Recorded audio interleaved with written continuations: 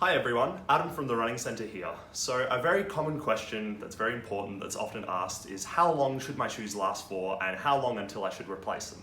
Well, there's lots of different factors that go into this, but perhaps the most important is the category or type of shoes that you have.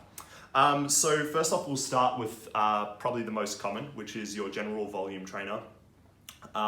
These shoes here are more sturdy, they often have a higher stack height and more structural stability throughout the midsole and around the upper.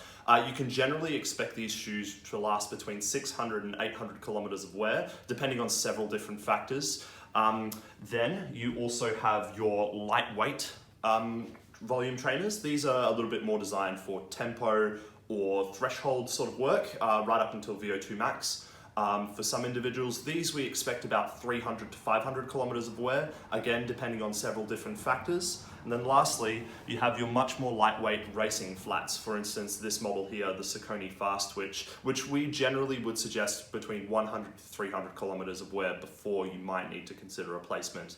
How can you tell if a shoe needs replacement? Well, there are several different factors again, but there's visual factors that you can analyze as well as actual subjective measures, which is how it will feel on your foot.